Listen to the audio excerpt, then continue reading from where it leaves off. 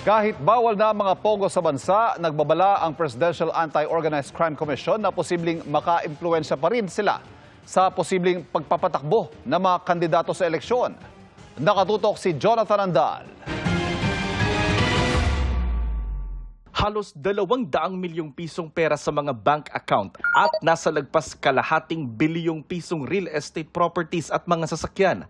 Ang mga ari-ariang ito ni dismissed Mayor Alice Go pina-freeze ng Court of Appeals hanggang sa Enero 2025. Gayunman, nakapag-withdraw na raw ng malaking halaga si Go bago pa na-freeze ang kanyang bank accounts, ayon sa kongresistang nag-sponsor sa budget ng AMLAC o Anti-Money Laundering Council.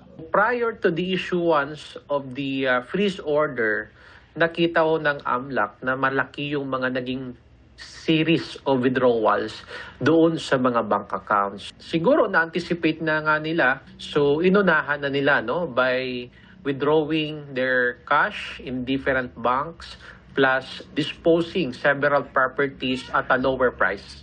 Sabi ng COMELEC, tatanggapin nila ang paghahain ng kandidatura ni Go, pero papayagan pa rin nga ba siyang tumakbo, lalo't ang parusa sa kanya ng ombudsman habang buhay na siyang bawal maglingkod muli sa gobyerno.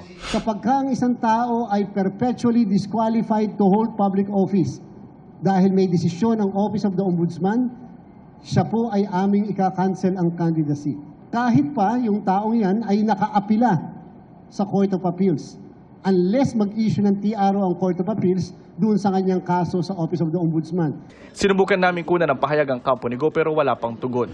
Hanggang Desyembre na lang ang mga pogo sa bansa, kaya nagulat ang PAOK na may lisensyadong pogo na nag-hire pa rin ng empleyado, gaya ng pinakahuli nilang ni-raid na Pogo Hub sa Pasay na sangkot umano sa love scam. Nung na-read natin ito, meron tayong nakuha na mga bagong pasok lang. So meaning to say, they have no intention of leaving.